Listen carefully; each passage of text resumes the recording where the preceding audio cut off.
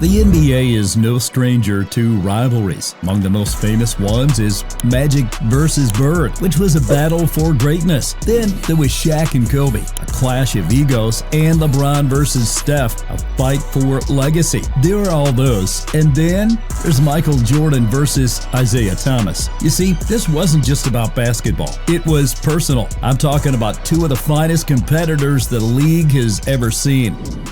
Two legends whose careers collide in an all-out war on the court, in the locker room, and even in Olympic politics. And decades later, the bad blood was still going until it wasn't, because this wasn't a rivalry that ended with the final buzzer. Shaped legacies and left scars that even 6 championships couldn't erase. And if you think it all started with the Dream Team snub, think again, because it started way before then. I'm talking way before the handshake snub, way before Barcelona. It all started in the trenches of the NBA playoffs, so some people claim, but not us. The seeds were planted in 1985 at the NBA All-Star Game. Go in the locker rooms at halftime. That's going to be something to see. Coming up, Michael Jordan with 4 seconds to go. Thomas going for 3 points. Hits it!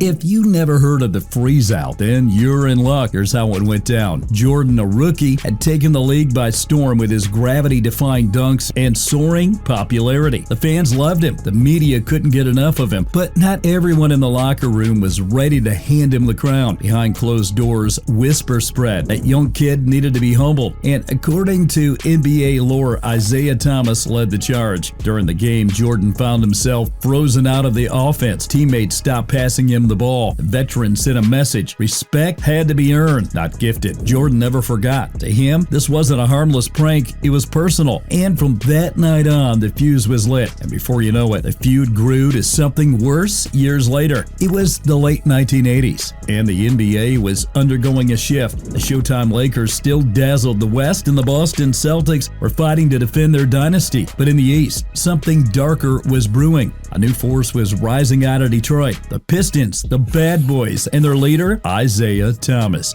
a cold-eyed floor general who could slice up any defense and set the tone for every fight. And just behind him came the most electrifying young player the league had ever seen, a soaring, ruthless scorer out of Chicago named Michael Jordan. Every night, he did the impossible, flying through defenders, posting up highlight reels in midair, and making the Bulls relevant again. He was unstoppable, or so it seemed. But every spring, when the games mattered most, Jordan kept running into the same brick wall. For 3 straight postseasons, Isiah and the Pistons made sure that wall stood tall. Trying to get Michael Jordan and Cartwright. Here's Jordan. This shot, Lambeer, the rebound, and here's Thomas. This is Grant. Scottie Pippen was hit in the face, and he's hurt. In 1988, the Pistons eliminated the Bulls from the playoffs, and in 1989, the same scenario repeated itself, this time in the Eastern Conference Finals. Then came 1990. It went 7 brutal games, and once again, the Pistons advanced and Jordan went home. So it transitioned from a regular basketball rivalry to a war. On one hand, the Pistons had something no other team had, a game plan built for one purpose, to break Michael Jordan. They called it the Jordan Rules. Pushed him left, trapped him on the baseline, and hammer him to the floor anytime he dared drive to the basket. It was a tactic aimed at making him bleed, making him hesitate, and making him think twice. What the Pistons called basketball, Jordan called assault. And as Detroit's physical defense sent him crashing to the hardwood again and again, the wounds went deeper than the bruises. Resentment simmered. Pride hardened. This was no ordinary rivalry anymore. This was personal. But even the bad boys couldn't hold back destiny forever. In 1991, Jordan's time had finally come, and with it came one of the most infamous moments in NBA history. Magic Man and the whole crew going up against Clyde the Glide Drexler and the Portland Trailblazers. Hastings hits for 3. By the spring of 1991, everything had changed. Michael Jordan wasn't just the league's brightest star anymore. He had become its most dangerous force. The Bulls had grown stronger, tougher, and hungrier. The scars of those past defeats had hardened them into a team that wasn't going to be bullied anymore. And in the 1991 Eastern Conference Finals, they made their statement loud and clear. Chicago didn't just beat Detroit. They humiliated them. It was a massacre. It was 4 games and 4 wins. That was a proper sweep. And in Game 4, with the final minutes ticking away, the Pistons knew their reign was over as the Bulls celebrated their long-awaited triumph. Isiah Thomas and several Piston players walked off the court, heads held high, hands shoved firmly in their pockets. Who could blame them? It was not a good look, so they said to themselves, no congratulations, no handshakes, and no respect. In that moment, the feud exploded into something much bigger than basketball. To Jordan, it was an insult he would never forget. Years later, sitting in front of the cameras for the last dance, Jordan didn't hold back. You can show me anything you want, he said. There's no way you can convince me. 2 years in a row, we shook their hands when they beat us. There was a respect to the game, no matter how much it hurt. For Jordan, that respect wasn't optional. It was part of the game. And when the Pistons walked off without offering it, the slight cut deeper than any loss.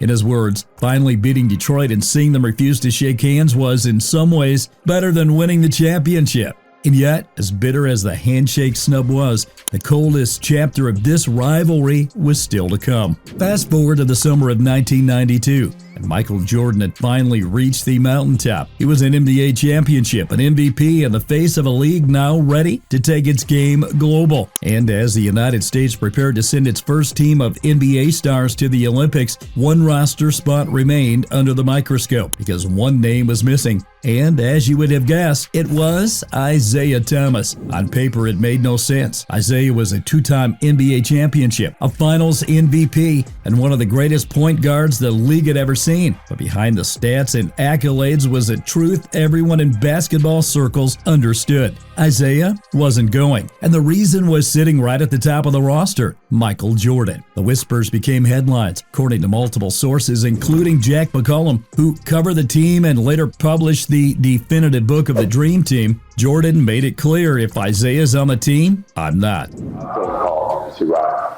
I won't play with Isiah Thomas on the team.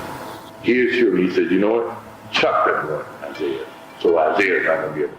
In The Last Dance, MJ denied giving an outright ultimatum, but he didn't deny the feeling. You want to know why he wasn't on the team, Jordan said? Everybody knew. And the truth was, it wasn't just Jordan. Magic Johnson and Larry Bird weren't exactly lining up to play alongside Isiah either. The tension wasn't just Bulls versus Pistons anymore. Isiah had burned bridges all across the league. In the end, the Dream Team photo was taken, the greatest collection of basketball talent ever assembled. But standing in front of those cameras, one man was noticeably absent, and the absence spoke louder than any words could ever. But as the Dream Team left Isiah behind, the war of words between Jordan and Thomas was far from finished. You'd think that after 3 decades, time would cool a rivalry like this, but with Jordan and Isiah, the fire still burns. For Jordan, the grudge had already gone beyond the handshake. In The Last Dance, staring straight at the camera, he delivered one of the most searing lines in the series. You can show me anything you want. There's no way you can convince me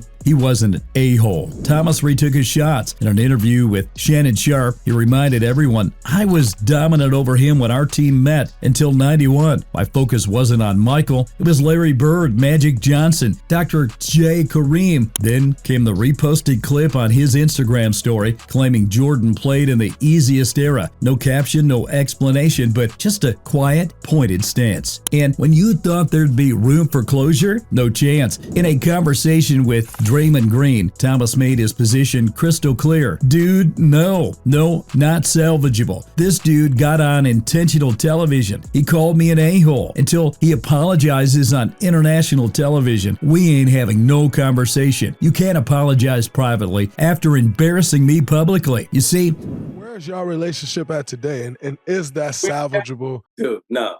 Not salvageable. No, the only way this is salvageable, this dude got on national television, international television, and called me an asshole. Somebody who's been really good to me.